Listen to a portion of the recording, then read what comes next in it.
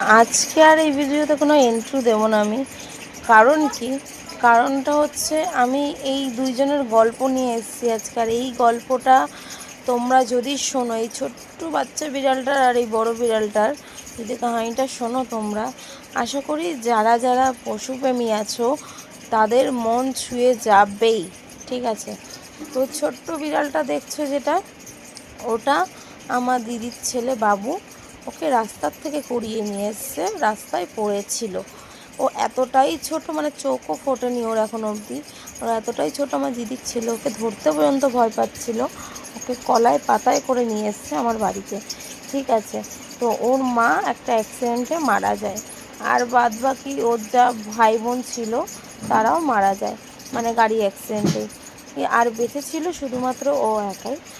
আর ওর চোখ ফোটেনি, এমন অবস্থায় নিয়ে এসছে।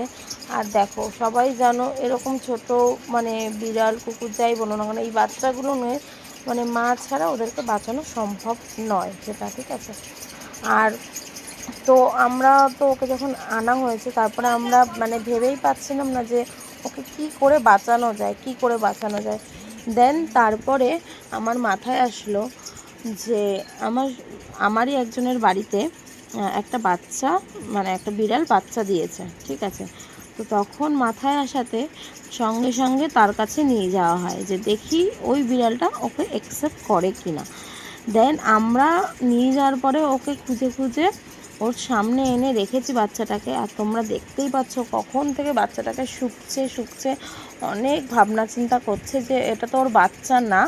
অনেক ভাবনা চিন্তা করে আমরা যখন বললাম মিনি ওকে নিয়ে যা, দেন তোমরা দেখতেই পাচ্ছ ওকে কিন্তু এখন মুখে করে ওর যে বাকি বাচ্চাগুলো রয়েছে এই খাটের কোনায়, যে বাকি বাচ্চাগুলো রয়েছে তাদের কাছে এই যে নিয়ে ওর কিন্তু ফাইনালি এসছে। আর এসে কিন্তু ওকে কোলে নিয়ে দুধ দিচ্ছে এবং কি ওকে আদরও করছে। আর পাশে ওর বাচ্চাগুলোও কিন্তু শুয়ে রয়েছে।